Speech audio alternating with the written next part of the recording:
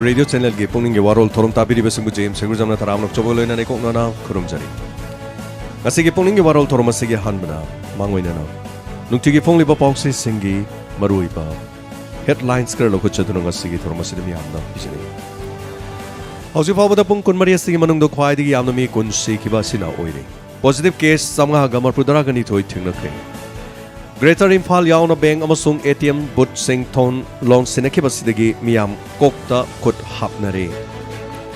सिबगी चांग लेपतने हेंगललिब करिगिनो हाइबसलेंगाकना थिदोकपियो हाइना जय किशन फोंदोक्रे इकाई खुमनब मांगहनबद चेनबा अहुम चैराक पियो हाइबो वफुमसिनी थासिगी तरागा थासिगी मापंद कासारगी मदुचिला खुलगी चही कुंथ्रा रोम सुरबी मपुरुब लेखिद्रबी मितै नुपी अमगी इकाई खुमनब मांगन खिबदु चेन्नई हाइबा पुलिस कस्टडीदे लेरिबा मियोई अहुमगी मरालगी मतुंग इना चपचाब चैराक पीगदबनी हाइना all Assam Manipuri student union कसारगी माइकेदिगी एसपी दा अमदी डीसी दा memorandum पिसनख्रे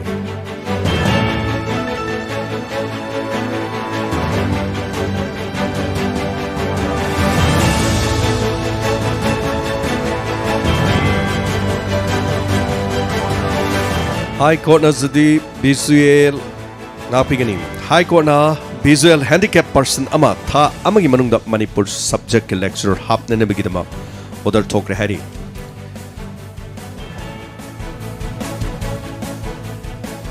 mama oiregadabi ama chingnaningai oina sirambadagi miyamna yum thugai kre masa masa yana dono chelebi nupi ama chingnaningai oibo mongda thori yana dono siramagi wahawdo ko saunarba miyamna nupa mayunggi amanga ta thon kre loino laikidrebi nupi adugi मपुरुबो एगदबा M Shahrukh Khan alias Sabir सही कुंगतरो police नफारे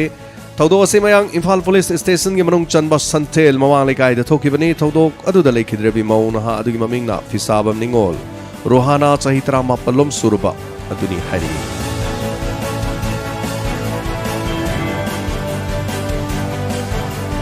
MLA मेगे चंद्र न file तरोखिबा criminal petition अमा argument तरोक्त्रबदी high court ना ऑर्डर रिजर्व तौरगनी हाइना खंगलख्रे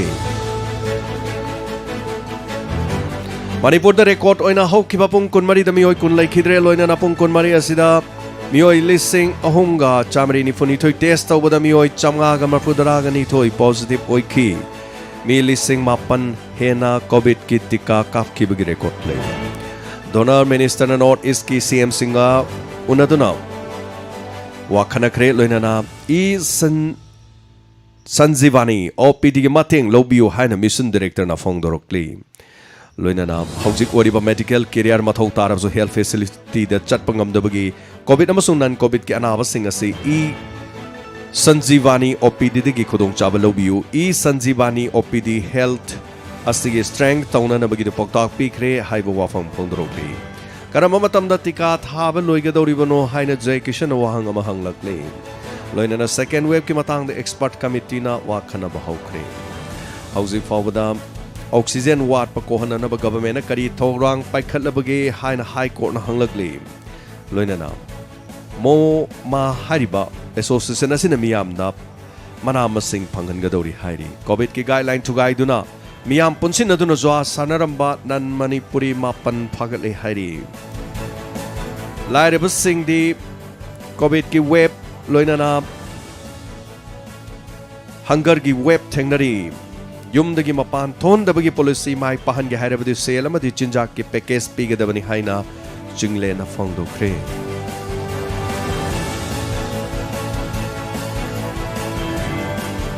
इंडिया दा पुंग कुनमरी असिदा नौबो case lakh अमगा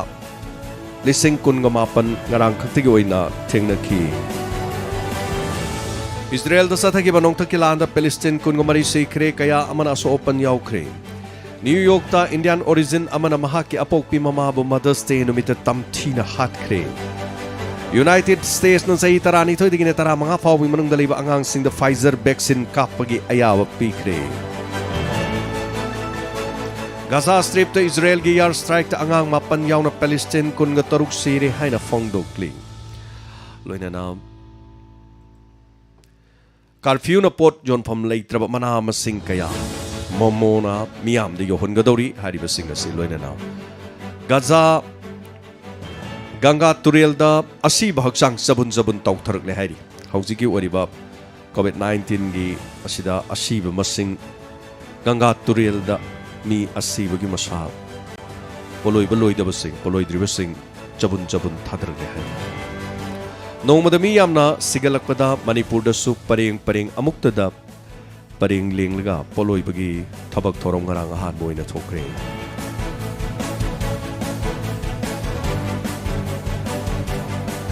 pasoi ese gi miyam ngasi dagi covid vaccine ka pa horgani hane ek mera baina phone thokre covid kani subu web to gi miyam punsi kana na balai ma lenga asina matik chana thogut thabak thorum sing lokhat pham thui hana phone thokre nauna lakpa alu kezida lupa taragani pan pire hai Ramzan ka mari leina na polong kaya marum yan thokre Islam lining chatpa Muslim faruki miyam gi achoba kumai oriba Eid ul Fitr gi mangoina na haujik chathariba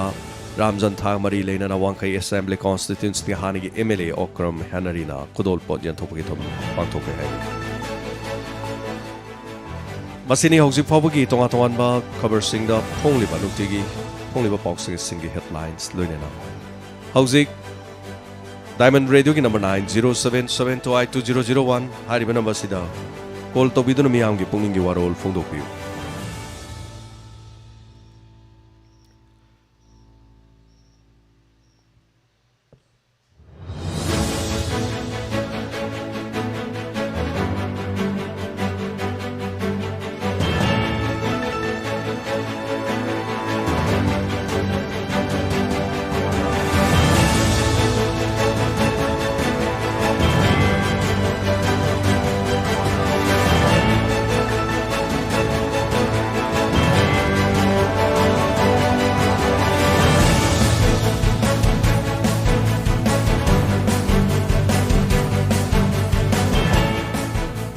Akoigi season azariba number 9077282001 hangdok chere hariba number sina taba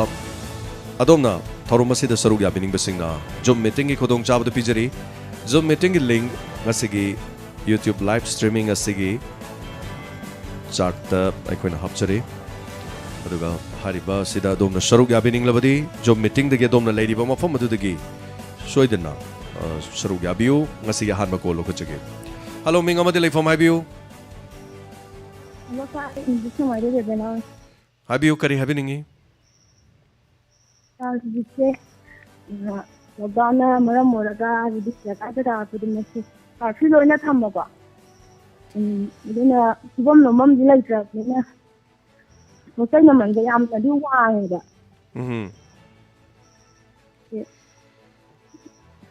Habiu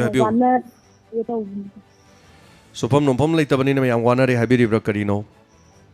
Mane sir, suppose you Monday, no wanga, Tare. What's saying Mamma Siam no Wangba? Hoi, Masia Maluina dum Tui Haitareko, although a sinner will be brought a caricari happening at Ducarino, Hosixi Yamna Kodong Sataba Caricari, my own Bibele Sina Tabatopa Caricari Lebi, Hidak Kadi Kaptok Pirabra, Hidak Kapi facility later, Caricari, Hosicari Adongilem, da Kunda, Bexin Kapna Chimbacari to Bibelege. That opposite are the he time fun, he must have any food in have the other Kappa the food. Hoi, Adugi Bexin Kapage Haitare, Adugi, say he tried Pangi to the Punamani Punamakioina, not the all India in any, Adudi Masan Hidala Paga Kappa Yaniko, Adugi Budi. Anyway. Tagachari Tromsi Saruga Biba Sigidama. One a rate Tabak Supam no Pom later Vanina Height in a Tambirapa. Tasinamaki Haridi may am Tabak Suro, what and another hide of the upon the Lena, Sinomonomi Henkalenina, Adu the New Zilla Wafamsi. Lockdown Natra, Carfuto drink at the Chana, Tanabagi Pekesemi, am the Panganba Changbra, Haibo Wafam Malais, Adunia Duna, Cheng Chak Oiro, Kari Oiro, Zigitani, Pigini, I get do Imungi, my Rasan Karti Yarbaming, do the Cheng do kilo, Yam the Imung on the Cheng kilo contra, and the food later the Mapandiki toku Mapan Tokun Haidula Pukra Pulazu, Lukra Pula Irola Susar Suyadoineva. Ching to Zulata, talk to Suyata, Yamna Wagra Haitarenico. Hello, Mingamadele from Hibisi. Hello Adongi call Sita the Banamaram Uraga मथंगी caller मद खुदों चाबा पिजगे सो zoom meeting दा सरुक याबेनिंग busing सरुक याबियो link मखादा थाजरे link सिदगे दुम चंगबिरगा click तौबिरगा चंगबियो तौबदि जूम मीटिंग अमुक्ता सिजनद्रिबिसिंग नदी थरोम सिदे चंगबिरुनु हाना जूम मीटिंग डाउनलोड तौरगा सिजनबा हाना तंबिखो मरमदि चंगागा साउंड थोक्तबि खोंजेन थोक्तबि मदुना कोइदा थरोम दा पनबा यामना पि अदना जूम मीटिंग सिजनबा हईबा सिंग हाइतारे सो प्लीज चंगबिरो अरापा मफमदा लेबा सिंग सु चंगबिरगा थरोम सि सरुक याबियो हेलो मिंग अमदि लेफम हाइबियो हेलो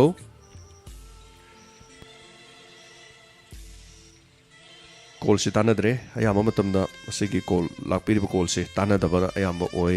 एने नंबर से सुम खंगजबदा प्रहार हाइरिब्रा कनो मा आईडी मथोय अखै डायमंड रेडियो की स्टूडियो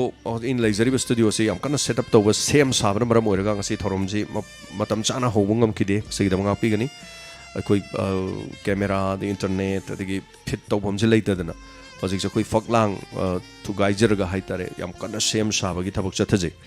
अदो मसिगी कोविड सी मनुंग मी याम लाक्ट्रिंगे सिदा सेमहोगे हाइदना कोई याम कना सु सेमजबनी सो हेलो मिंग अमदे लेफम हाबियो हिस्सा मसाला कायदो जंपी जानी हाबियो करे हाबिनिंगे वारोलम त फंटोक तेगे अमना वारी सारी हेदा फकना कपिनेदा मनाउना मो वारा तलो लेन तौबु आइदी कप्पगा नोकगा पुलप पुनरेदना मनाउना केदोबा वारा तलो ले पसा फंगबा वारा तलो लेन तौबैते होय होय पैसा होय मीना पैसा थौ लाकपदा जेल थोले हाइबदु पैसा तोन मजिंगदो पैसा थौबा लाकपा हाइतारेने अस नुंगाइबंगा खंगदेदा युमदा मीना पैसा थौ लाकपदा वारकता लोले हाइबा होय सिना लोबिरब्रो अतै करे हाबिनिंग बलेगे मयाम दे हाइनिंगे दो लोइ ताखतना लोइ कावरे होय होय याम नुंगाइजै अदु कोविड वैक्सीन कापिरब्रो कापरी अहन जेदी कापरे कोविड वैक्सीन काप्त्री से करिगिनो चाहिदी सुदबगिरा हौजिकी इसागी चाहिदो सुदबगिरा करिगिनो आओ अखोइगी अमुक लाखिने ये अहन जेदी लो कापरे अहन गैदी लोइना कापखरेबको ओके याम नुंगाइजरे हाबिरको सगिदमा अदुगा अदुदि मथंग कॉलर मद खुदोंग चाबों पिजरगे जो मीटिंग हाइतब सिंग दि कशु थोरम सिदा मथौ तादरे अहिबा सिंगदनी अदुगा फोन फंगबा हाइतारे फोन जे फंगबा अदोरदि अदुम जो मीटिंग याउद्रसु यारे जो मीटिंग से कना कना गिनो हाइ कांदा फोन फंगदबा फोन फंगदे हाइबा अदुगा मखोइननी अयाम चंगिरकपा याबा याम नुंगाइजबमना अइना लेरिबा फिबम अइखोइ समाइना लेरिना खोइ इमुंगी मी उहनजनिंगबा और अदोंगी फार्म उहनिंगबा कनागुम खुदोंग चादबा ना एक लेरसु उहनिंगबा यावरगदी मदु उबगी खुदोंग चाबदो फंगदोइनी अदुना सिजनबियु जो मीटिंग दा अदुगा मथंगी जो मीटिंग दा तोबददी हैतबसिंगदी हाना खितंग तंबियु अदुगा internet over to the internet हाइबा नंबम हम लेबनी मदु नंबिरगा सोइदना सरुग याबियु मथंगी कॉलर मदा खुदोंग चाबदो पिजगे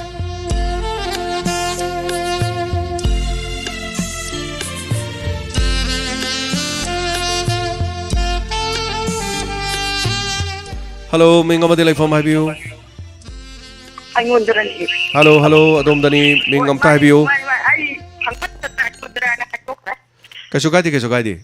रेडियो की ममांग दे खरसा थोपिरो हाबियो हाबियो अदु आई हाइनिंग वा खरा दिले यादुबु खरा जु काथोखरे कावदबा खरा हाइरगे कोइ चरांग पार लमजी दने होय माये लावबो खुदिंगिने होय अदुम नुंदांगी पुंग तरे मखाइ ताबा स्वाइदा अदुम लावबा अदा पुंग तरे मखागी पाउ तागद्रा मोई माये की वारी तागद्रा अदा अमतंग मयाम जी तंग खंथरागा खरा ngन्न वरसु खरा थेंग वरसु अंका अदुदा दा लावबियोना हाजनिंग सिमना मायप त लाउरिसी करिनो हाय चलो खन मांगबा वरो अनाबा वरो अदगी करिगुम थोको खुदिंग यादुम लावबसे मतम पुमबदा स्कूल लाइक तंबगी वरसु अदुम लावै मयाम दा खंगहलेबा तरे मखाइ स्वाइदा अदुम लावबा मयाम द इंफॉर्मेशन पीबगी तागद्रा अदगी लावबबु तागद्रा मयाम जुवानेबा होय होय अदगी अमना आइगी हिदा काप्चरुरे tang mangada kapani aduna tang mangadu leire khara warap tawraga leire ta tuki nindang dagi khara haure kari elaji tawreba hoi aduna doctor da hangada guli chawana ti chari adu guli du chari gai di thaba guli du kitang thapto khraga di amu ta hawrapa ado hana dagi allergy se hana dagi lebi bro allergy do ai na da bani na amta kap tabina ai khangre hana sum hida guli kapade allergy legan bra natra kap tringe dedi karinta leiram dabra leirakte kapakke popadai kapakke nati kapana taba allergy do hana di tobi bra tilai khombi di sui adu allergy di tobi ba hoi adubu doctor na habitang doctor manak tu chalaga ko sum tana bi bai sumaina kapu du si tawi haibadudi madudi yam ngan na haibam thoe adum yam kana effect laitraga de adum allergy tawse doctor ni hida guli toro phabasu ye tawudadi amuktang di doctor ga di tana bi bi yam phabra na khalle amtang di tana biu aduga hoi yam nuai je aduga khun gi oina ma aduga gi program je adum tabani de ponji ai di phone masani na phangdreba ade achawa pibasu aina haitreba hoi adu ngasi di phawdokre adu da aina aingondara hairishi yam nuai je yam nuai je thagachari yam nuai je mayam saruk ya biba mayam gini mayam gi wakat ai tare khoi mayam khangmina ba phamna kadai de kari tawrige aduga kanana kari hairige siloi khangmina ba ya ba ai tare solution phangdrasu iban khoi gi thorom sida ngarang su family ama khoi gi yam nuai ta family ma gi spinal cord ya de famung da tara lei haibadu case na naw no lupa lising am pibire kakching de oja chawbuna lupa changa am pibire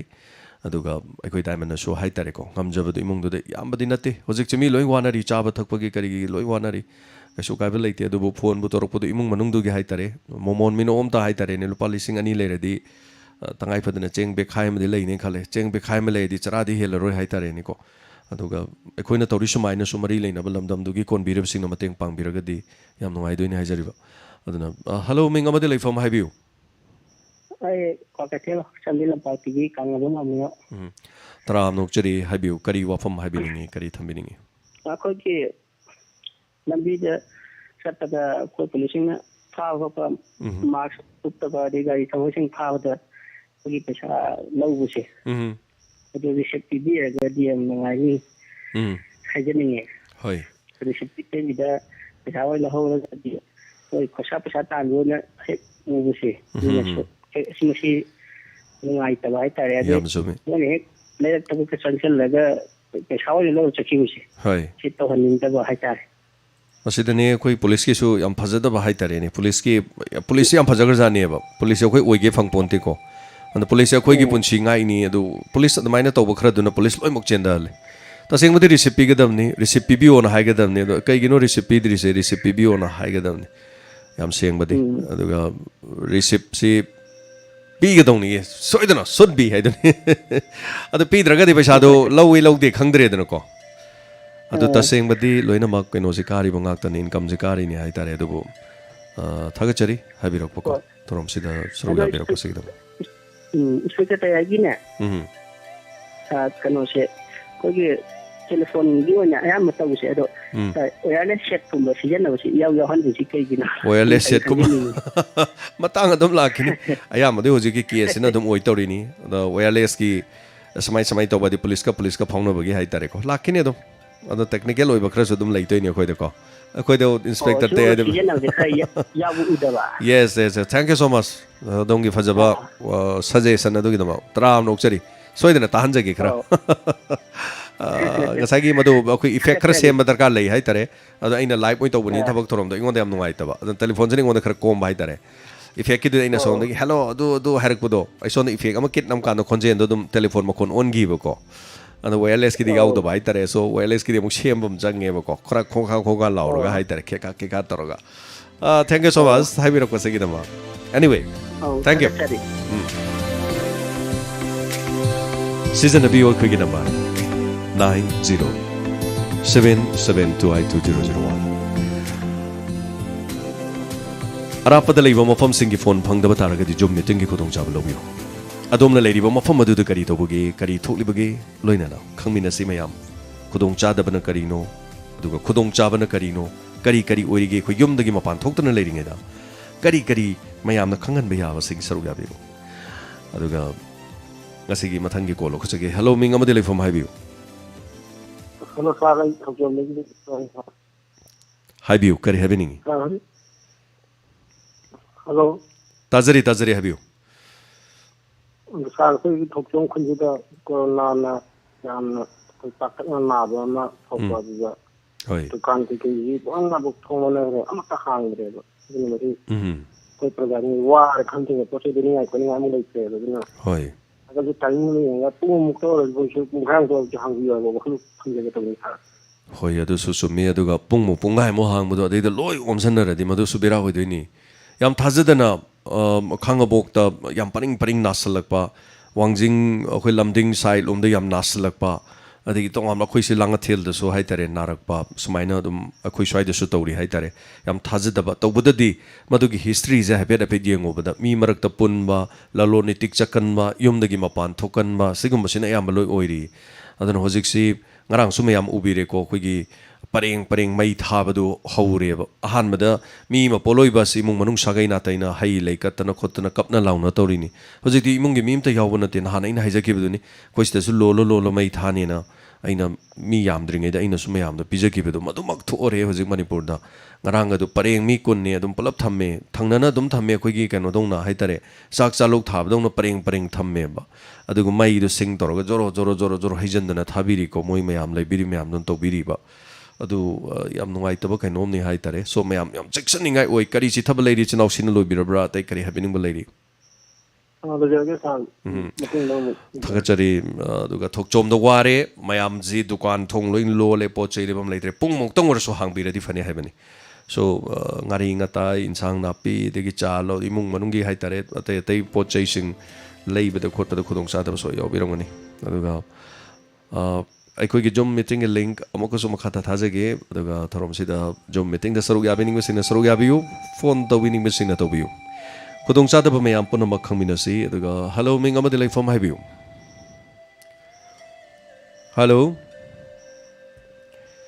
Dilip ꯑꯗꯣꯝꯒꯤ ꯀꯣꯜꯁꯤ ꯇꯥꯟꯅꯗ꯭ꯔꯦ ꯑꯗꯨꯅ ꯑꯃꯨꯛ ꯍꯟꯅ ꯇꯧꯕꯤꯔꯛꯄ ꯌꯥꯒꯅꯤ ꯅꯦꯠꯋꯥꯔꯛꯀꯤ ꯄ꯭ꯔꯣꯕ꯭ꯂꯦꯝꯅ ꯑꯣꯏꯒꯅꯤ ꯈꯜꯂꯦ ꯗꯤꯂꯤꯞ ꯑꯣꯀ꯭ꯔꯝ ꯑꯃꯨꯛ ꯍꯟꯅ ꯀꯣꯜ ꯇꯧꯕꯤꯔꯛꯎ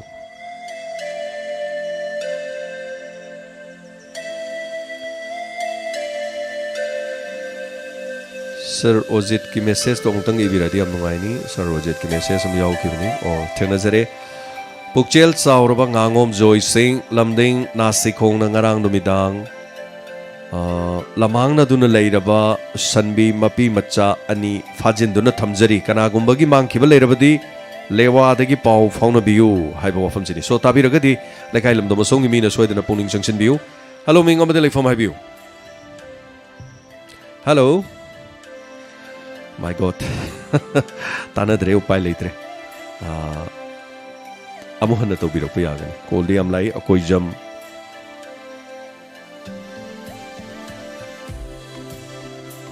लेली कमल अकोइजम से कॉल तौबीरे फंक्शनदना लेरे अनि मुक्सनदना सो प्लीज अमम तो तबना तौबियो थिया मामो हेलो मिंगमदे लेफम हाबियो हेलो आई सरंग पर मे लेकाइदगी हाबियो करी वाफम ngasi je covid hida ka pa second dose ki ka ke ai chataruye arda 28 days after and hai betuna hujina 42 after and amu order je tho me kamai tok jana manipur government ge khutok sibo khutok ka tho point awrana kamai tok jana si hoi madu gi di nungai taba adum phongdok chare adubu kudong chadaba leiromgani na khale kaisu kaibadi leite tha ani phawgi manung da kap kaisu kaiba leite vaccine gi kudong chadaba leiromgani aduga mi pundana basilak porambe yai ama morambe hoi aduga chaluraga matamang budugi khushauna budi lebiromgani tate mi chin bajuna taba mi ko mi amani haktani lai jona 42 days na order thoi na moina hair kwa karam background ka mind on manipur government thoi jala natra moina ta tin na haje lijala khangdaba hoi madumakti khuju khangjadre adubu adongi wakatu tabi boshunu tasena maki thoktra hidak phangdabo rambe yai hidak vaccine porokpagi leire hojik chai 35 ge kaptri moi hidak thongana sabanate ꯃꯣꯏꯒꯤꯁꯨ ꯍꯤꯗꯥꯛ ꯂꯩꯇꯦ ꯑꯗꯨꯅꯅꯤ ꯍꯤꯗꯥꯛꯁꯨ ꯈꯔ ꯋꯥꯠꯄꯒꯤꯔꯥ ꯑꯗꯨꯕꯨ ꯑꯁꯦꯡꯕ ꯃꯔꯝ ꯑꯃꯗꯤ ꯑꯗꯥꯏꯗ ꯍꯥꯏꯕꯤꯔꯝꯃꯗꯤ ꯅꯨꯡꯉꯥꯏꯗꯧꯅꯤ ꯑꯗꯨꯃꯥꯏꯅ ꯍꯥꯏꯔꯒꯗꯤ ꯑꯩꯈꯣꯏꯁꯨ ꯀꯣꯡꯒꯗꯕ ꯑꯗꯨꯅ 42J ꯍꯥꯏꯔꯒꯗꯤ ꯑꯩꯈꯣꯏꯗꯁꯨ ꯆꯃꯝꯅꯕ ꯑꯃ ꯄꯣꯛꯍꯜꯂꯦ ꯊꯥꯒꯠꯆꯔꯤ ꯑꯩꯅꯁꯨ ꯃꯃꯥꯡꯗ ꯍꯥꯏꯖꯈꯤꯕꯗꯨꯅꯤ ꯚꯦꯛꯁꯤꯟꯁꯦ ꯀꯥꯞꯈꯤꯕ ꯃꯇꯨꯡ ꯑꯥꯐꯇꯔ 28 days ꯅꯠꯇ꯭ꯔꯒ 45 days ꯑꯗꯨꯒ ꯊꯥ ꯑꯃ ꯃꯈꯥꯏꯒꯤ ꯃꯇꯨꯡ ꯍꯥꯏꯇꯥꯔꯦ ꯁꯤ ꯃꯅꯨꯡ ꯑꯗꯨꯒ ꯊꯥ 2 ꯐꯥꯎ ꯃꯅꯨꯡꯗꯗꯤ ꯀꯥꯞꯍꯧꯒꯗꯕꯅꯤ ꯑꯁꯤ ꯃꯇꯨꯡꯗ ꯀꯥꯞꯍꯧꯗ꯭ꯔꯒꯗꯤ ꯚꯦꯛꯁꯤꯟꯗꯣ ꯀꯔꯤꯝ ꯀꯥꯟꯅꯗ꯭ꯔꯦ ꯍꯥꯏꯇꯥꯔꯦ ꯑꯍꯥꯟꯕꯒꯤ ꯚꯦꯛꯁꯤꯟꯗꯣ ꯃꯥꯏ ꯃꯇꯝꯗꯣ ꯑꯦꯛꯁꯄꯥꯌꯔ ꯑꯣꯏꯔꯅꯦꯕ ꯑꯗꯨꯅ ꯊꯥ 2 ꯐꯥꯎ ꯃꯅꯨꯡꯗꯅꯤ ꯑꯗꯨꯕꯨ ꯄꯨꯛꯅꯤꯡ ꯐꯥꯊꯕꯤꯔꯒ ꯉꯁꯤ ꯌꯥꯗ꯭ꯔꯕꯅꯤꯅ ꯃꯊꯪꯒꯤ 92 ꯁꯨꯕ ꯅꯨꯃꯤꯠꯇꯨꯗ ꯁꯣꯏꯗꯅ ꯑꯃꯨꯛ ꯀꯥꯞꯄꯤꯌꯨ ꯊꯥꯒꯠꯆꯔꯤ ꯈꯔ ꯑꯗꯨꯝ ꯂꯩꯕꯥꯛꯁꯤꯒꯤ ꯍꯧꯖꯤꯛ ꯍꯧꯖꯤꯛ ꯑꯣꯏꯔꯤꯕ ꯐꯤꯕꯝꯁꯤꯅ खरा करी हाई तारे लोइनमक लेंगांगनसु सिनम ngam खरा अखोइनसु खरा येंगबा हाइबदुनि अदुगा हेलो मिंग अमदे लेफम हाइबिसि हेलो साब फोन तौजरे बे जिनिंगलांग सारे वफम अहुम याम तेन थमजगेबको हाइबियो अहान मदना जिकि चही ने फुमादे सुरबा मागी जिकि हिदा का वैक्सीन का मतम आधार याव दिया दे हैबको आधार दे चही ने फुमादे सुदि भाई तारे अदो यारेगिदि कामनिंग नजु च हुजिकि जैनि फुमा सुरो जो आधार सुदब उपाय तो मी नाम याव भाई तारे होय तादु अनि सुबदने दुकान जे थोंग तके तके हांगे पुलिस हे लागा थोंग हे नोजनबा पुलिस लाव हे लाथो करे मु हांगबा से दुम याव भाई तारे दुगा अहम सुबदने इमुंग अमरे कोविड चिपलप नार भाई तारे होय हन जे नादबा हन जे सेवा तोबनो मी लेतो यावे बको अने से पाउ ताजबदा अदो यागरे सेक्शन जे हाजिन गाय मसा न पिजो लाव को मसा न पिजो कीब लाव यादे हैबा इमुंग जेगी मी के प्लग ना बिना हन जा वा ले भाई तासा ओके सुगुम जे थोक तना बखरे सेक्शन में हाजिन सा ओके नुंगाइजै सरजे हाबिरपा थगचरी मपादु ना कानु मचा नुपि लाव यादे आइजिनी सिनिंगदमनि नै पा कौरजो म तौरजो हुंतो इमनि होजिक से बेरानेबा इमंगमदो पुलप नाबदा होजिक से करी हाय तारे ख्वाइदगी सीबदा मसी खुशी से सिरोइदमनि हाय तारे हुंतो पिदोइनी लंबी द लमहांगदा सिरमदो खुंजलिने इमंग मनुंग ओखोंग गपनारिनी होजिकतिना इमंग नो हुंदोक्तोइनी पायु यारोइदोइने इमानी पानी गाना खुना पायु यारोइदोइने अदुना मयामजे किनग्रबा हेलो मिंगमदे लेफम हाइबियु आई तमेंगलोंगदगी अकाई इनपुइने अकाई इनपुई तमेंगलोंगदगी तरामलोकचरी हाइबियु करी हाबिनिंग शारबो लाबलबा मफमदगी हाना होमजरे तरामलोकचरी हाबियु सर आइना हाइजेनिंग मसिना साना इंस्पेक्टर टाइया से संदोरपसी 171 अदुगी होजिक फाउचे यामना ताब नुंगायेबको अदो नहान एपिसोड कयागिनो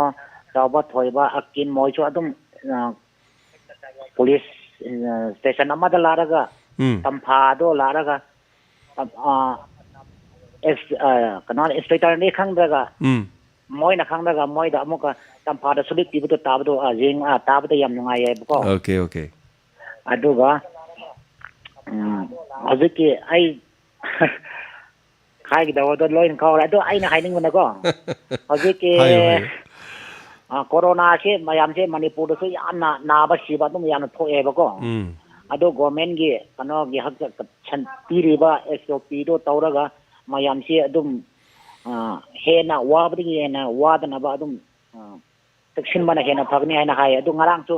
मी पुनजिरगा अदुम मै थादोकपा अदुम तोबतो येंगमदा मोय इमुंगे खल्लगा आई इसागे खल्ला याम नुंगाइतेबको होय अदुम हजिकदगी तोबा हरदी मी अदुम याम अदुम वारकरी सिरारी असिदगी हेना वागेदाना खनबा अदना मयामना तक्सिनबदगी हेना तक्सिनबियोना सारना संदोकपदगी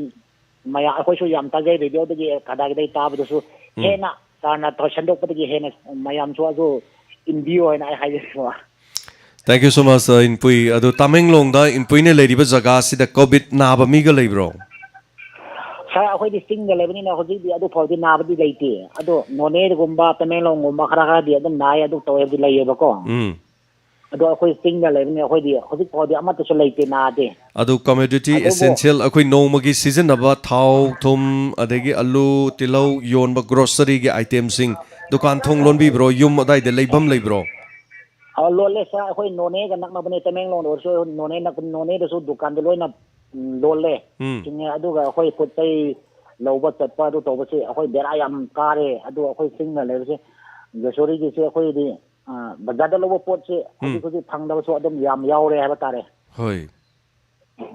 ओके याम नुंगाइजै अकै इनपुई अदोमना तंबिरकपा चिंगी हाइतारेको हौजिक अदुगा नोमगी सिजनब पोलमसिंग अदुम लैबद खरदि वारे अदुबु हाइसारे अदु लेकाइ चिंग दुददि अनाबदि लेते हौजिकी अखोइगी इनपुइगी जगादुददि पेशेंट अनाब लेते हाइबसिनिको होय सर वैक्सीन दि कापब्रो वैक्सीन कापते सर अखोइ आइदि दितबाने दो कापसु ततसु ngamloi do kapnabasु अखोइ खुनददि आशागुम्बा कियम्बा खरादि कापथोए दो मयाम कापनाद्रि अखोइदि कापते अदु मयाम से करी करी हाइनगे मसे एकापसे कानदे मसी कापसि फैगान खनब यावब्रा अदु मयाम कापोइना खनब जाला कापदि कापनिंग जानि सर दो मयाम से अखन ओरगा दो कापीरगा नाबा खरा नारसु खरा खुदोंग चाबा लैये अदो नादबनसु अदुम लैये हबदो खांगेबा कापनिंग मदि दो कापनबदो अखोइदि खुदोंग चाबा फंगदबा हबा तारे तोना कापति हजि फाउ okay okay thank you so much अखोई तमेंग लोम लोमदगी पाउ तंबिरक पसगी दमा खनना थागचरी सो मथंगी कोलर मदम खुदोंग चाबों पिजरी हेलो मिंग लेफम हाबियू खितंग नक्सन बिबी आपरे फोन का खितंग होना खंजे दुम द होनम तो ताजगे नेटवर्क से नुंगाइत्रे हाबियू किनबा हातारे नंद सरुक याजरब मनेबको खामबो लमोंग लेकाइदगी फंता लाइदना मा लेगित्रे ती सरेरि सुगरे श्यामचान न खामबोक्ति यम हे यावरमबदो अदुगी नुंगाइतबगे दुम फोंदो चरा श्यामचान से करीना लेत्रिनो करी नारिनो आसी खरपुति थे मा लिवर सिरोसिस को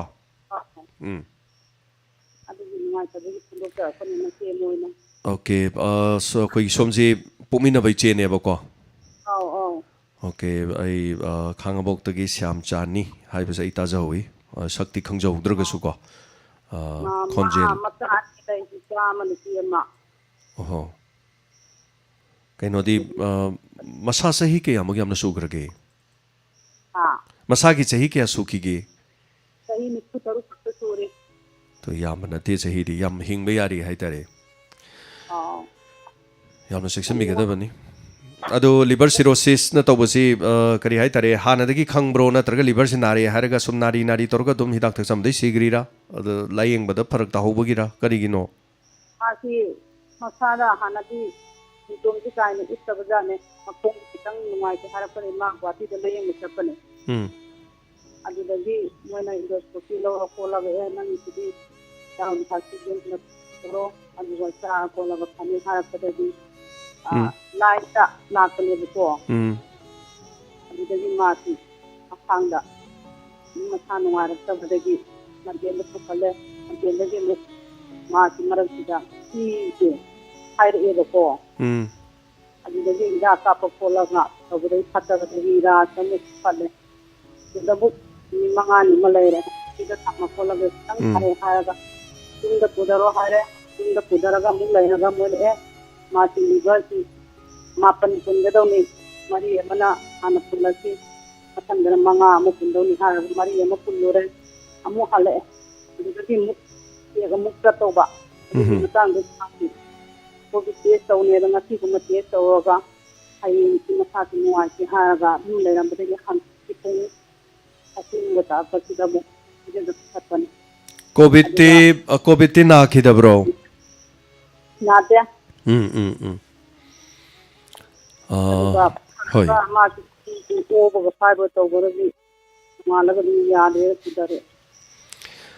लिवर सिरोसिस से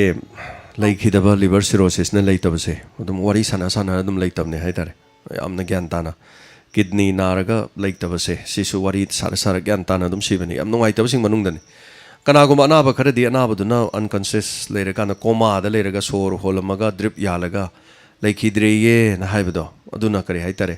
सिबदा अदुना खरा कोमरा खंगदे इंसुम येंगबदा याम नुंगाइत्रिसे समाइसुम वारी सानाबा अदुगने खुत्ता गाइसे सम कन्ना सुम पाइबा अदुगा खुच्ची पाइरगा इ चलुखी के कोगा हारे चखिबगा चमानमने लिवर सिरोसिस का किडनी गसे अदुना आइगिदा दम थोइने हाइतारे को आई मासे दम को कदम खुद पाइना पाइना दम वारी साना दम लेते ꯑꯗꯩ ꯕꯕꯥꯁꯨ ꯑꯗꯨꯝ ꯋꯥꯔꯤ ꯁꯥꯟꯅꯔꯒ ꯑꯗꯨꯝ ꯑꯗꯨ ꯂꯩꯃꯤꯟꯅꯔꯝꯃꯒ ꯍꯥꯏꯇꯥꯔꯦ ꯑꯩꯕꯨꯗꯤ ꯑꯩ ꯂꯥꯞꯊꯣꯛꯎꯔꯦ ꯑꯩ ꯂꯤꯂꯥ ꯆꯠꯂꯨꯗꯅ ꯑꯗꯣ ꯏꯅꯥꯎꯒ ꯂꯩꯀꯥꯟꯗ ꯑꯩ ꯏꯅꯥꯎꯗꯨꯒ ꯂꯩꯀꯥꯟꯗꯗꯤ ꯑꯗꯨം ꯋꯥꯔꯤ ꯁꯥꯟꯅ ꯑꯗꯨꯝ ꯂꯩꯇꯕꯅꯤ ꯑꯗꯣ ꯂꯤꯚꯔ ꯁꯤꯔꯣꯁꯤꯁ ꯑꯌꯥꯝꯕ ꯃꯇꯝꯗ ꯌꯨ ꯊꯛꯄꯤꯔꯤꯕꯁꯤꯡꯅ ꯂꯤꯚꯔ ꯁꯤꯔꯣꯁꯤꯁꯁꯦ ꯌꯥꯝ ꯁꯤꯔꯦ ꯃꯅꯤꯄꯨꯔꯗꯁꯨ ꯌꯥꯝ ꯁꯤꯔꯦ ꯑꯗꯨꯒ ꯌꯨꯁꯤ ꯌꯥꯝ ꯊꯛꯑꯀꯥꯟꯗꯗꯤ ꯂꯤꯄꯤꯠ ꯄ꯭ꯔꯣꯐꯥꯏꯜ ꯍꯥꯏꯇꯥꯔꯦ ꯑꯩꯈꯣꯏꯒꯤ ꯂꯩꯔꯤꯁꯦ ꯑꯗꯒꯤ LDL ꯑꯗꯒꯤꯗꯤ ꯒꯨꯗ ꯕꯦꯗ ꯀꯦꯂꯦꯁꯇ꯭ꯔꯣꯜꯁꯤ ꯌꯥꯝ ꯆꯥꯡ ꯌꯦꯡꯊꯣꯛꯄꯤꯗꯅ ꯂꯨꯄꯥ 300 ꯌꯥꯡꯈꯩ ꯈꯛ ꯄꯤꯕꯅꯦ ꯌꯨ ꯊꯛꯄꯤꯔꯒꯁꯨ ꯀꯦꯂꯦꯁꯇ꯭ꯔꯣꯜ ꯀꯃꯥꯏ ꯂꯩꯔꯤꯒꯦ ꯑꯩꯒꯤ ꯂꯤꯚꯔꯁꯦ ꯀꯃꯥꯏ ꯂꯩꯔꯤꯒꯦꯅ ꯆꯦꯛ ꯈꯔ ꯇꯧꯊꯣꯛꯄꯤꯕ ꯌꯥꯝ ꯐꯩ ꯂꯤꯚꯔ ꯅꯥꯕꯁꯦ ꯌꯥꯝ ꯈꯪꯒꯟꯗꯦ ꯏꯁꯤꯡ ꯃꯆꯨ ꯌꯥꯝ ꯌꯦꯡꯐꯝ ꯊꯣꯛꯑꯦ ꯇꯣꯏꯂꯦꯠꯇ ꯆꯪꯀꯥꯟꯗ ꯑꯩ ꯏꯁꯤꯡ ꯃꯆꯨꯁꯤ ꯀꯔꯤꯒꯤꯅꯣ ꯃꯆꯨꯁꯤ ꯌꯥꯝ ꯉꯥꯡꯉꯤꯁꯦ ꯌꯥꯝꯅ ꯀꯩꯅꯣ ꯇꯧꯔꯤꯁꯤ ꯀꯔꯤꯒꯤꯅꯣ ꯑꯗꯨꯒ ꯉꯧꯔꯣꯛꯁꯨ ꯐꯠꯇꯦ ꯀꯔꯤꯒꯤꯅꯣ ꯀꯥꯏꯅ ꯃꯁꯤ ꯑꯗꯨꯝ ꯌꯦꯡꯀꯥꯟꯗ ꯆꯤꯡꯅꯔꯗꯤ ꯃꯅꯥꯛ ꯅꯛꯄꯗ ꯂꯦꯕꯣꯔꯦꯇꯔꯤ ꯑꯃꯗ ꯇꯦꯁ ꯇꯧꯕꯤꯔꯒ ꯈꯪꯕ ꯃꯦꯗꯤꯁꯤꯟ ꯗꯣꯛꯇꯔ ꯑꯗꯨꯒ ꯃꯔꯤ ꯂꯩꯅꯕ ꯗꯣꯛꯇꯔ ꯑꯃꯗ ꯈꯔ ꯌꯦꯡꯉꯒ ꯑꯩꯈꯣꯏꯅ ꯆꯦꯛꯁꯤꯟ ꯊꯧꯔꯥꯡ ꯇꯧꯔꯗꯤ ꯃꯁꯤ ꯌꯥꯝ ꯐꯩ ꯑꯗꯨꯅꯅꯤ ꯑꯩꯅ ꯌꯥꯝ ꯂꯥꯎꯖꯕꯗꯣ ꯃꯌꯥꯝꯅꯗꯤ ꯑꯗꯨ ꯀꯔꯤꯒꯨꯝꯕ ꯃꯇꯝꯗ ꯑꯩꯈꯣꯏꯅ ꯍꯦꯜꯊ ꯏꯟꯁꯨꯔꯦꯟꯁꯀꯤ ꯃꯔꯝꯗ ꯑꯩꯅ ꯌꯥꯝ ꯀꯟꯅ ꯂꯥꯎꯖꯩ हेल्थ इंश्योरेंस मैम लेको मफम याबीओ हेल्थ इंश्योरेंस अमतंगदी याबीओ हेल्थ इंश्योरेंस यावरदे चाही मगी फ्रीदा हक्चांग टेस्ट तब फंगनेब अदु नत्रदि कदोगे अदम पाक्थोक चाक्थोक्तना अदुम कनो तौरोयब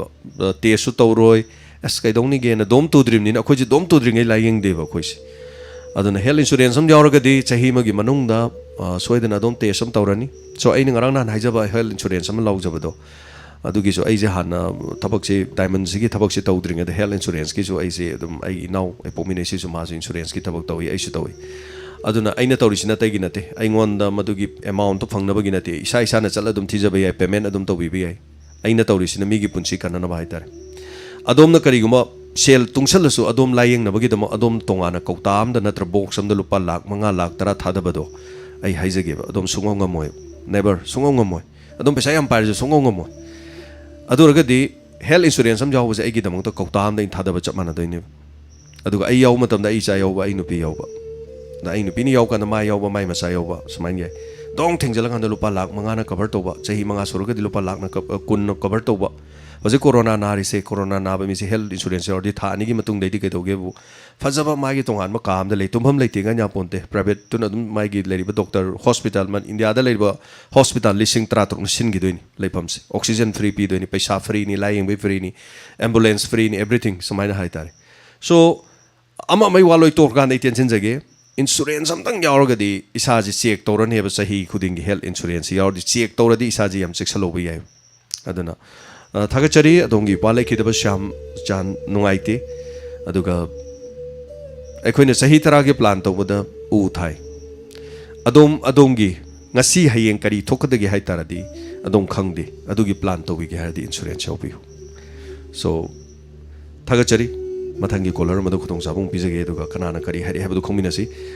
hello mengamade leifam habiu sa ai kenone yana ma khomda pai degi aso welcome tram nokchari sir habiu kari habiningi sa ai puni wala to pundu sa sa ngasi ngarang gi pauda bihar gi ganga tu den sa asi baje masi na sagale sa ko hoji gi covid-19 gi second wave achida asi de singa juga pu masada na hena sati bala sa ma sa tholu kadana pakachai asing mudi sa manipur da covid-19 na se puni chule ni ki heni maram di mapan de gi aeroplane da train da bus da amso to bai singa taluk basina sang athon bani hajini sa tasena sa bharat ke nagari singa se covid-19 de gi section de gi khodan ifang phangde dharma da haksim batha ja basina covid-19 na si hena thon bar hajini asu yana science and technology na sakula ba progress COVID-19 laina asi maiki rupi ngam jabani masiri sa lela udangari bani ngid ba yana wale nikun khuning sa gyan ta si SOP phajana nikina ilasi natragadi akoi asibi kha ta ga haina ta pakese samata hidai kuning wano besin thagachari sara choba ngarang si akoi gi mapalam ge news channel amada kamai toge bu santhi je mayam ubirongani ko santhi je loina masada taisan bewani da santhi je loi taisale kaino ha kana corona changdanam ne na अदु scientific ओइबो way the कइम लैतेबा मदु मयाम यें कान yum दने संथि ग तैसन बिदन लैरंगनी को अदुना मदु तो बिरोय दौनी यारिंगै संथि जे भगवान गी कइनो गी अदुने न कराय गी मी गी इंटेस्टाइन दो फाउदोरो लाइनी इंटेस्टाइन दे यावरिबा महिक मयाम करी मयाम दो हकचांग द माइ मिट तैबदि यापोंदे अदु संथि एसि बेस्ट मैन्योर नि हार अफबम नि मरम दि कइनो द नापी जाबनी ना नापी जिंगदुगी मदु ओंथोरो कांदा अखोइगिदि अफबो ओइबै वानी याम सेंगना हाइगिदि मी गिदि अमांग बनेबा अखोइ ताइबंग मियोबे अमांगबदा इसानी इसागी बौ थियेंगबदा खै हंगोइनरी दुने सो मिगी सन्दुगी दखोइना मदु माइ मिट तैसल कोरोना चंगदनमने मदु तो बिरोय दौनी को मयाम अदुना दीपू अदोंगी लाइन लेरमी अदु बदोम विजुअल फाउगलक तबना अदोंगी से लाइन आउट ओइग्रे but matangi kolar amada mo khudong chaba pijege thagachari shara chobo yam phajaba habiba mioi bagi hakchang na pata pum tara ganga turel da tawtari aise atopa laina kya marum lakpa ya bagi maram mo oi hai tare aduga hello ming amadi leifam habiu ai kaksing dagi santi taram nokchari kaksing dagi habiu kari habiningi ngasi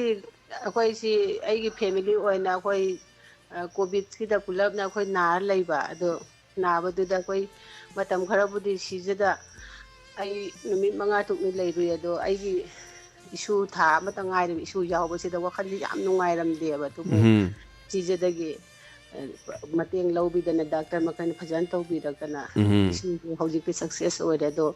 yum da quarantine tawra leiye hoi ai ipuagi fajaraba content adagi fajaraba istita tayagi program adagi sanagi yum program sin matang sum tabada koi anaba chi kaw ya tare si hoi hoi matam khudimata isorna na da yekta punchi nu sangba mayam ge siba tawba ngamba adumak oibiu haidana boram tang pijage da tawja panga sai yam nuai jai yam thin nuai jai akoi isa je akoi immune system kan na bo hona badane akoi amu nok po phai nok po se immune system kal le ba khoi ji so nok pa kan da ko yam free oina hai tare ne ko yam free oina nok ko khut chi ko bak chi na ani ji kan ge sen nge pak khur nok pa se yam phai ma se akoi na hai ba na ti ko medical science na hai ba ni no ko bak chi samai na ting thok piraga yam hau no ko bak chi khu hai ni pak mangar taruk thar nok tho hai ri ni immune system ji son dharu bu se kan khat le masi yam chumme ba ai si tali waraga somle ro oiri no midang waram somle ram yam khanghodana ne yam nuksi be imana ba ma phatlak pa do ma khoi diamond do rasu as kamai tor gi nang wi taw na kamai tor nang adu taw gre radio da na thok chen gre phone phangi pai de khote na do nga sangai chonda lem do malak pa dai wari ji sum sana ba dai isa ji sum kan khalak ada i soli le ram sa i sum wa do ngang ma dai sum kan khat na ko ada i sum phamin na ising thak na coffee thak na sum phamin le reng hak tang pung haim le kan dai isa ji kan khat lo ba dum yaw si am chum bane ma si phagi na te do na maru ma pang khoi loi na ti na ba ada gi lila ma ta ba shei ma ta ba so phone do erega su yam nungai ba nokning ba gi hai tare ko video ga si yenga si so dum phai ai tare do mind je ko yam fresh oi ba yam phai ma si immune system kali ana ba phan ma de am teng oi gani adon diamond radio ta bi ga lei na ta ja ba yam nungai je na ba phabiro aduga atuba matam da hai tare corona bu mai thi ba bibiraga so imung ponama quarantine tawlei hai ba du madu gi test tawraga amdagi nungai ba pau du su tajage thagachari thorom sida saru ga biba hauji quarantine tawriba covid positive oriba mi fawba da diamond da call tawi reisini aduna corona nare har ga ko sirani na khanbagi wafam leite tawbuda di symptoms ki tang phangbaga dom ihan hana section bi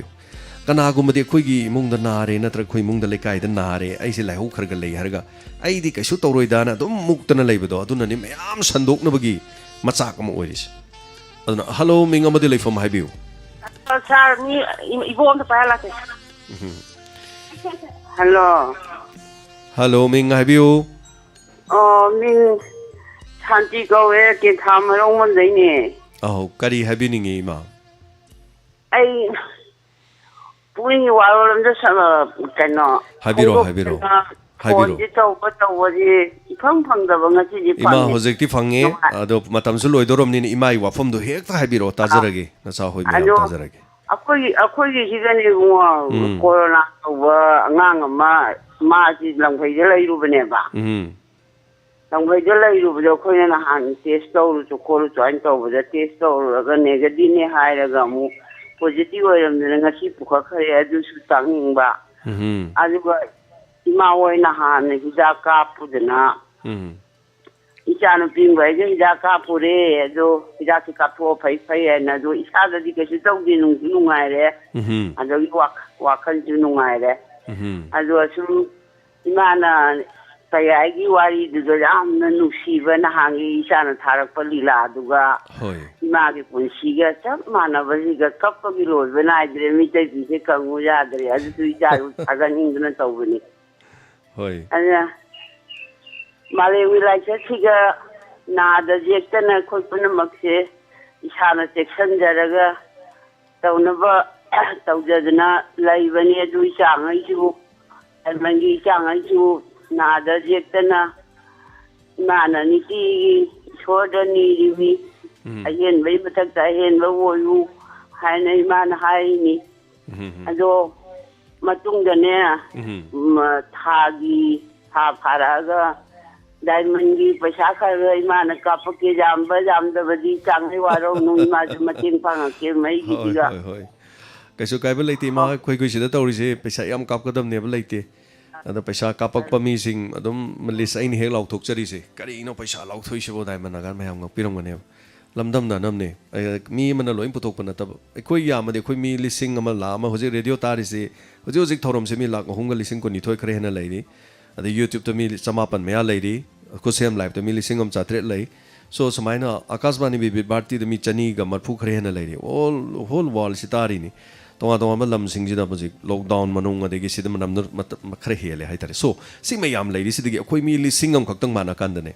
lising duna khoi chama lising oi kan ima pesa dum yame ono kana guma leijada ba hal laman imung manungom da di awana ta ba khitang do ro imung do momon minung no kanen adui khong tang ni khoin thang chalis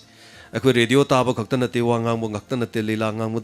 to sana ba na te loina makta hai tare all loina maksta khoi se khara khara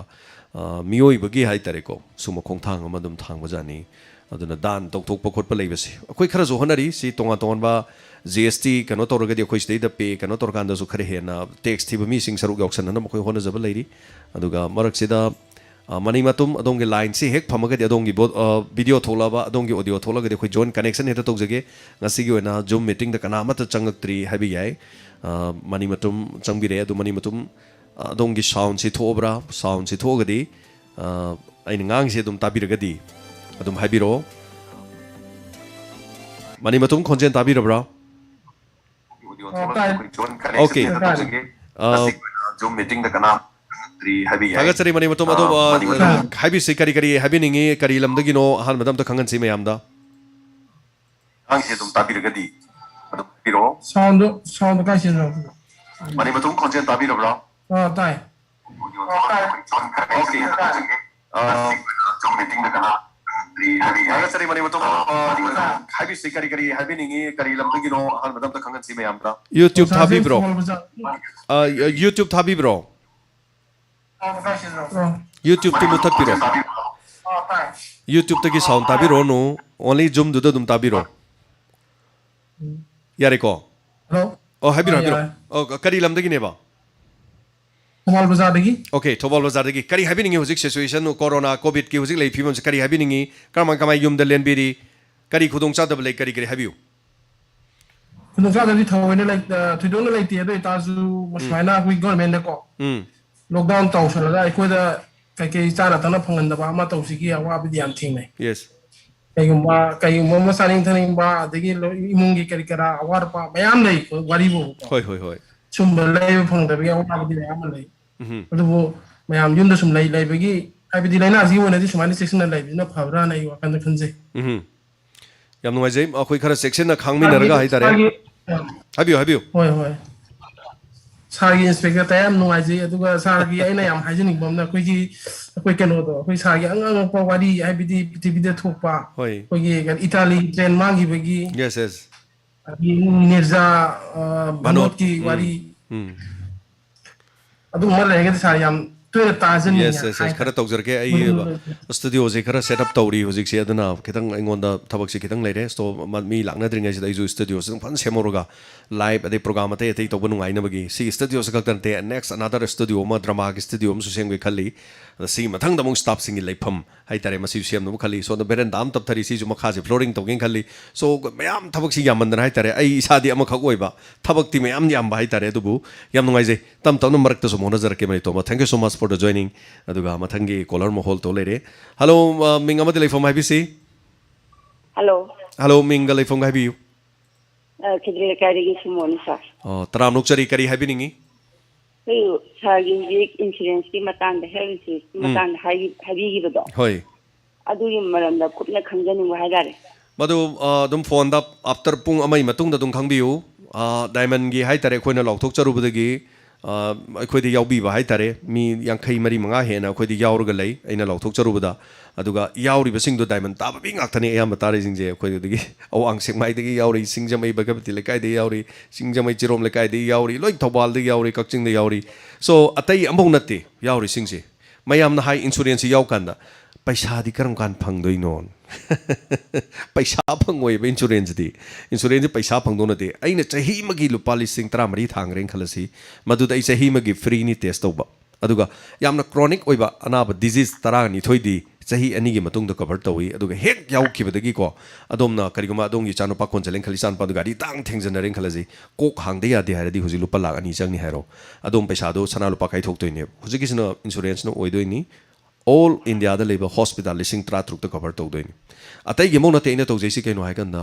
लाइरबा नोमगी सुजरग लेजबा एखोइदी एखोइगी दमकता इसा लायेंगनबगी इसागी योटकी कबचा म सीबा दरकार ओयेबा मदु ngasi नत्रसु हयेंग एखोइ ngamnab honabigedabni ngasi naaba kanda imung manungse chawkhala kanda imung manungse mut ke di kedau tai naaba yaura kan imung do mut le sa mari khan kenon ta haja hoge sa sigi insurance akoi kasing da level insurance to adu da yago dobra adu ka mam samda no adom na anywhere amada chalaga yawba yai insurance ti makhan yam lei ko ICICI gi lei IDFC gi lei SBI gi lei aikoina taurisina health care na tongana lei religar haidana ama haitare ko religar na malai sina khwaidagi chawi aduga khwaidagi hena fai adu mayam du dagi haitare mean so अतैन सो मोइ फैन दम हाइनी को हाइबदी but अदुब आइना तौजरिसिदी मयामना सो कोंबा मयामना सो याम लाइबा अदगी पेमेंट थीबा गाइसे अदुम इरा इसाने अदुम याजबा मीगी खुथांग द थीदबा अदु खक्ता नतना मणिपुर द लेबा हॉस्पिटल अचौबा मरीज दे कवर तोरो इसाजे अदुम लेबा येंबा याबा चटपा याबा खुदोंग चाबा याम लै सो कोन वारी सानरजी हुजिकति लाइफ नीना अदुब अदुम हंगबिरकपनी ना हाइतारे अखोइ मियोय बसे नोंमा नागनी नोंमा सीगनी अदुना हाइरिबा सिंग अदो मदु ngak thokna nanabagi damakta koi kari thorang isana tawjahouba yai masi tawbigadabani aduga so pung amagi matungda dum call tawbiu tawbudadi hana phone parakta su text tawbiro adugi matangda khangjage haida koi call bai adum tawjarke thagachari thoromse saru yabi basigi dama mathangi caller mada khudong chaba pizari hello ming amadi telefon hai bisi hello thago han mo to thagachari cha ramlok sari habiu sari bisorjit marang me lakai dei ni cha thagachari bisorjit habiu sir aina anbada questioning basi sir khoigi marang lamdam sida lei si ATM ani lei aduga SBI ama lei sei paisa te yor moroi sarkar gi hukum me tum matungina komthok pa khara ga loina na khara komthok kani ha gi wakhalon da khoi pau ta jare adu haugi haugi se ATM chu hangde aduga SBI se dum si pau bokta hari bokta hangde ha ba yare ta adu mati kadamba niyom amagi makhada hanggadabano haibna singba dum morangi praja punamna khangingba ado hana chu mamang da chu ATM chi hangba chi yam niyom nai dana hangba de tang nai na hangda matam su yam leitre ado ai thacharage aduga muk makha topo hang le so hangbiro asdai ge monate hojik ATM je moirang khakta nate manipur gi mafam khodi mote ATM am ta hangde paisa am te yaung de hojik ado mayam loi kok to khud hamnare aduga masi khudong cha da bji thoi sarkar na khare ging chin bi bo ishunu aduga paisa leitre de mi sing je paisa ji ngasai loi ATM da thamba bank da thamba phaina thamamni na phur khaw da chobi yaudi ibana isa maksu ai khut ta case leite hojik se loi kano da loi yauro leiba haitare aduna hojik se paisa piu haraga su kapo haraga su kano da kapa ke case ti leitre ne khoi hojik tawri se mathayam sari aduna loi makni adu karma matam da hapira ka doino kari tawdoino haibido aduga small bank ultra bank macha macha ga doi diga leiradi khubi na ga namaga chingthok podo dum yabani ATM natrasu adu su kharga lokthok pa yabre yengbiu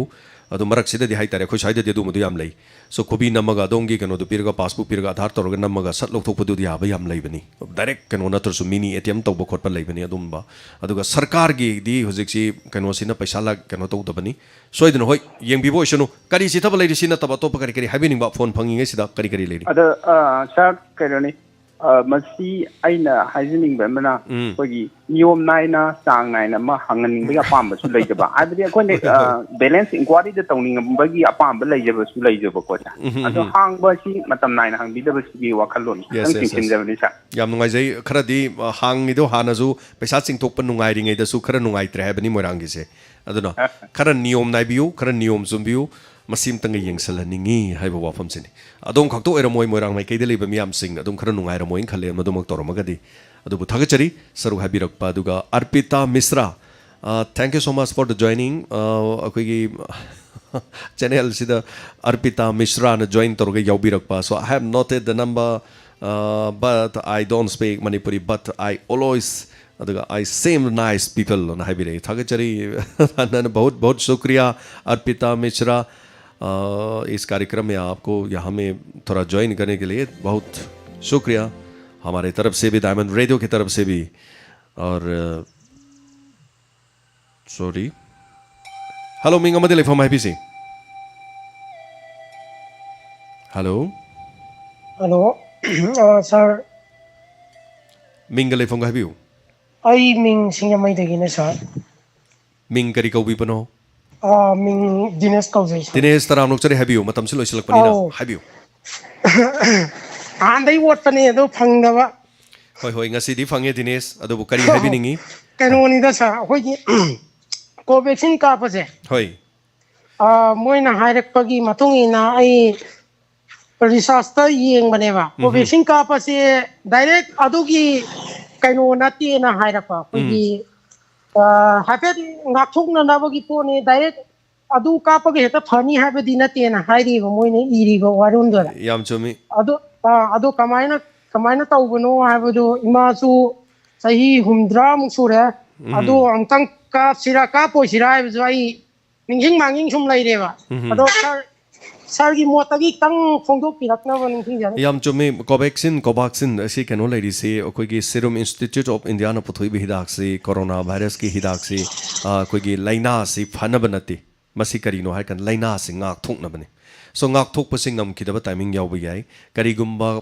person mi du na hai tare kari gumba in koi gi injection ka pa vaccine ka pa mi sin hai tare mana mot laba natraga mana chikshin draba mana marks uptraba mana mahik pu ba thabak toraba natraga mahik pu ba mi ga loina ragadi mahak masada dum jang pe adubu taseng badi hairi se अखोगी Isad चंग बनी चंखीब महिक फनब नाते लेरेको मसी सही खक्तगी बैलिड 1 year खक्तगी बैलिड trial हिदाक हौजिक हौजिक लाइना कोविड-19 अहानब web लांदारकपदुदगी तंगाई Fadna मसी करंब मीद चंगी है कांदा immune system सोनब मीसिंग the चंगी हाइबा अदुरगदी immune system सोनब मीसिंग the कापू हर कांदा सही 65 गी मथक्सिदी लोइना मसा हल ओइराबनीना सही 90 गी मतुंगदगी मीगी सेल सिंगसे अखोगी डिडक्ट तोरकोदइनी नोमद मिलियंस ऑफ सेल मचा से कोई एनर्जी से लौथोरकोदोरी ने हजरीबा नहा सिंगसिन एनर्जी डेवलप तौदोनी इन टर्म्स ऑफ मिलियन दा मसल मयाम एनर्जी सिना मखोई सेल मयाम डेवलप तौदोनी अहल लोइबा चही 90 गी मतुंग दैदि अममम लौथरकदोइने सुम कक्थगदोइने नोम इंजा खुइजलकनी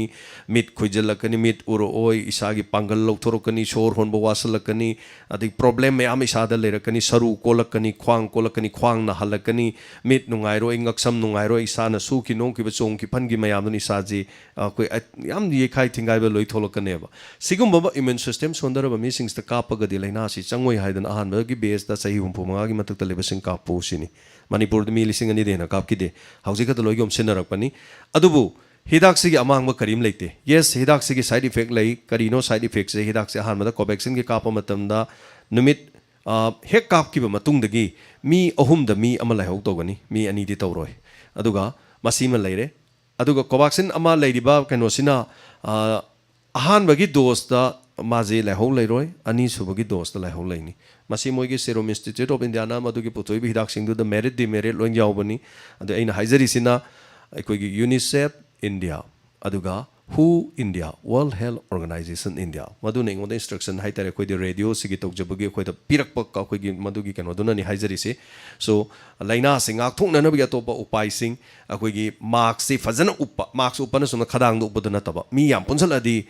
मार्क्स डबल लेयर उप अदुगा सिम्टम्स खर उलागदि इसाना आइसोलेट तोर युमद लेयु हाइबा अदुगा युमद लेरसु कोविड से इसाना ट्रीट तौब यायबा हौरकपदगी चिक्सिलदी अदुगा इसाना सोइदनमकी इसागी वैक्सीनेशन कापनबगी दम अदोंगी टर्नो ngayu haibu wafam sin adong karim to panic oibiganu karim to biganu yum da dum layeng ba yai haibase masini UNICEF india aina thon jari se YouTube ta World Health Organization India UNICEF India sini akoi da pijarak paduna maduna in tamjari se so kap thok piu silinau hidak tu kapana khwai de gena fai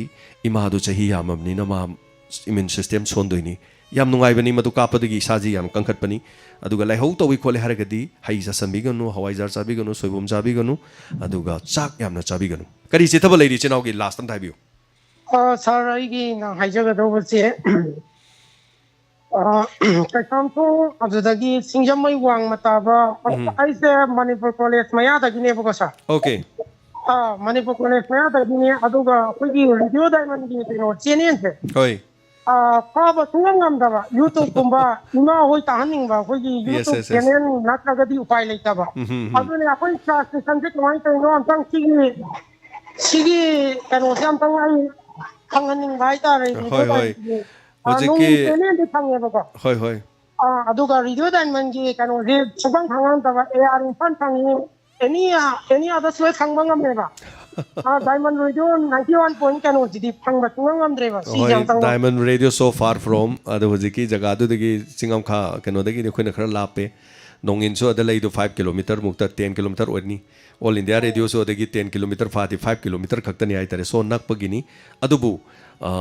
hauzik se khoi YouTube na taba masu taba yab lai Play Store to changbi rakanda khud sem live aine ibu KSUT khud sem khud na sem ba khud sem hariga live LIVE app to download to biu aduga soidena tabiu madusu dum yani aduga sina taba Akashvani Vivid Bharati app to changa kanda all India gi oina leiba FM radio sing list sama yawani regional FM haidu changa kanda Diamond Radio tholokani aduga Diamond Radio dum tab phangbi ni chingkhong kitang oi kibaduga do Imphal area da mi yamna kungna tabasina aikoi gi kanoda transmission gi aikoi gi web sida haitare LED bulb season aba tonga tonga freeze adagi di tonga mayam yum da season ai ba mayam sigi electronic masigi resistance sam khak lei madun apan ba thokpani but whereas kaduda bera torakanda awang singmai da tarini so sisu dum ngakpani haitare ado hento khar kanda akoi gi lamlai strongi site to tari na jariba so thank you so much torom sigi 3 minutes khatangai re torom se lotion janabagi aduga zoom meeting da sunga sigi di mioi amadagi hena laktre anyway thagachari mathangi caller ma lokachage hello minga amade lai form habi sei wo ima ken hane serang pati ima kanan habi bisin do ka to re abunga aija chala ka pe pabung na chai hundra manga sure aina humpu ga taruk sure ado kape doctor ga hani ye sha phata bani na ta su to roi kapo na kape bako hoi ai mok to be lai hung yo hau be abung gu ai mok to be ai ji to be ado sa ba tha ko zu ai to be ado mayam di le na ka thok yu kan ta ki biru no kan ta to roi ai ji na gan ba da liver ju nari bani adi diabetes ri oi na ma ai ngon ana ba loi suri bani idak mi am charaga ai không tông gì đúng không? Anh tổng bằng khách quay nhìn mà thì gì? Thật cái gì? Anh cái mà anh cha này mà cái chúng ta bị thấy chúng ta cái dòng cấm như hai bà mà nó chỉ để làm na. Đây cái cái lúc tăng một phát nó sẽ bị thấy đồ.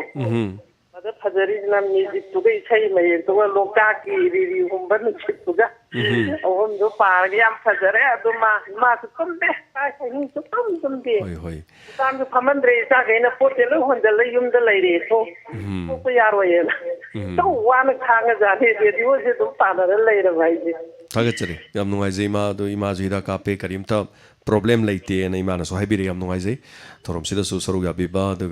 harau hay tare số diabetes số lấy ba. Aduga masagi laina sumi am lei adu hida kap thu e na ima haise so second day so kapiu ima matam chana soidena ma ke haitare ngasi ge aroi ba call oi bring si hello ming amade lai form habiu ai ireng mandagi madublan madubla habiu kari habining sarai ngarang mum pisin do kap terui ko aduga ai puroi bu kape ma de ke tutau ke ai ti sayeng de pu ma ka phun phom de pu ma ga hai an ta ya da ba aduga du di dum khara tawni ngarang adu lai ho gu ma di tawbi bro lai ho du kha ya ai ne wa khan da na pak na tra jara no adu ne am khanjan biru no mayam na sum khanjal la dine mi si sum khanjan ma de ya na bu on ba su lai ko dum as ai si ka nom tawre ai si ka nom tawre sum taw bu de sum taw ne ba aduga kari hai tare ai khoi gi adom na hujiki hida kap ki ba mafam du dagi kitang thengba khotpa na ba du de dum soina nan tong ne ba nga chik na thin kan na dum kam dog bi ge ne numit nini humni ro arum ho leitro adu ho du ni yembiu ngarang kap adom no huji wanga ngami du phaniam kan le hai tare moi paracetamol pirak putu chabi bro sai adum chasan biu horen chu dum kitang khirum girum tawra de dum chakcha to kan da dum chasan biu ba याद्रे हादी paracetamol पिरे दुम होइदु यामना power यामना सोनबनी खितंग अमा हापचलगा doctor गा तानरगा अमसुम paracetamol चाबदी दुम हाइतारे Coke chip खोटपा तैते लोक होरमदाइ दसु याम फबा पोनी हाइतारे सो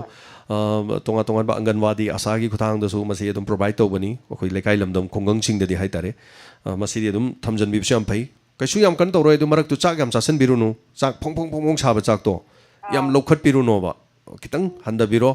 हवाई गुम्बा करीगुम्बा इचम चमना दुम थाव कितंग ngoroga dum hawai gumba adum chabi be yai hawai khara to laga yerum ma dum food point an boy toroga dum khatang chabi raga nomani ni ding chabi hai khara chabi runu achar khara chabi runu aduga soibum hawai jar kari kari pumhan ba pot ngari thumjak pi kitang lap thok piu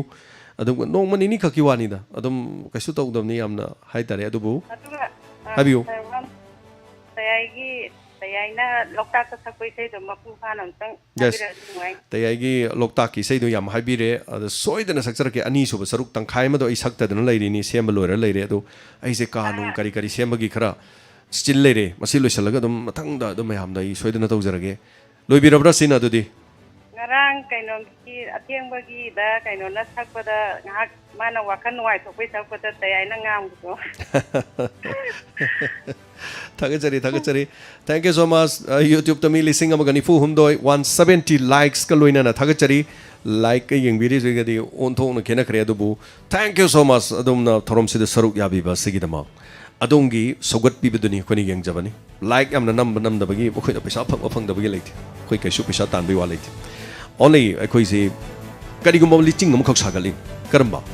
matam punamakta akhoi masen amata oiba amana amagi awaba masak khangba akhoi amaga changchin minar punsin adadi sungai yaroi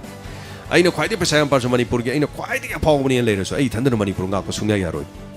jingmi tammi muslim lady mayam khoi punamak amata oira kan mi ni henjan manga moidoi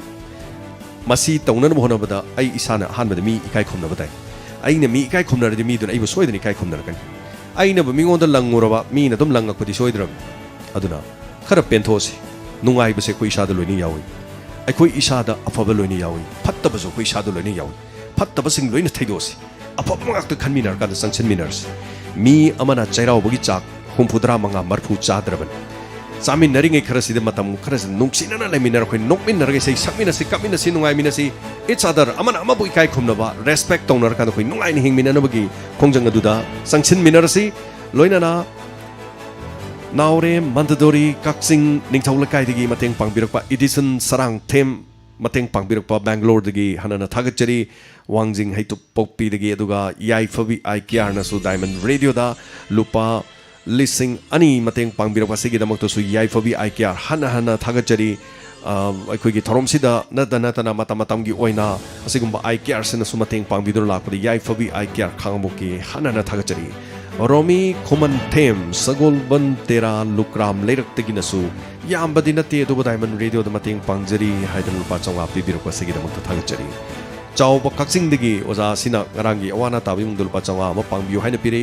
ꯊꯪꯅꯈꯤꯕ ꯅꯨꯃꯤꯠ ꯅꯤꯅꯤꯒꯤ ꯃꯃꯥꯡꯗ ꯂꯨꯄꯥ 2,000 ꯑꯃ diamond ꯔꯦꯗꯤꯑꯣꯒꯤ ꯃꯩꯒꯤ build ꯁꯤꯖꯤꯟꯅꯕꯤꯌꯨ ꯍꯥꯏꯗꯅ ꯄꯤꯕꯤꯔꯛꯈꯤba ꯃꯗꯨꯒꯤꯗꯃꯛꯇꯁꯨ ꯊꯥꯒꯠꯆꯔꯤ ꯑꯗꯨꯒ ꯅꯅꯥꯎ ꯈꯦꯇ꯭ꯔꯤ ꯃꯌꯨꯝꯅꯁꯨ ꯂꯨꯄꯥ 1,000 ꯉꯔꯥꯡꯒꯤ ꯌꯥꯝꯅ ꯅꯨꯡꯉꯥꯏꯇꯕ ꯏꯃꯨꯡ ꯃꯅꯨꯡꯗ ꯃꯇꯦꯡ ꯄꯥꯡꯕꯤꯌꯨ ꯍꯥꯏꯕꯤꯔꯛꯄꯗꯨꯒꯤꯗꯃꯛꯇꯁꯨ ꯊꯥꯒꯠꯆꯔꯤ so chithaba kya amarum yarosu ngapigani mi yam khre mateng pangbirakpa aduna hauji phogi di isanbada isandabasu kharasu yawi soidana mathang multi sanjaraga mathangi damul laukthokchagi so section na leminasi ngase gidi thoromasi ekoi yamna kuina nungthil ge thoromsi sanduk cheroroi maram di studio sida koka khare yeibagi thabak khara tawna studio program tawba yadadana yam leire aduna masi matungda program sama sanduk cherga nungthin gi session da lecture ga pung manga dagi sumang ni ramag loinana amona laksagi loinana sungsoi choidana tabiu inspector tayai loinana tonga tonga thorom singda aikoina crime update na chingba pro yabra haibdi ngi mato fabu gi tabiri basingu james segur jamnai kai khunu jabgul na pormapu khurumjari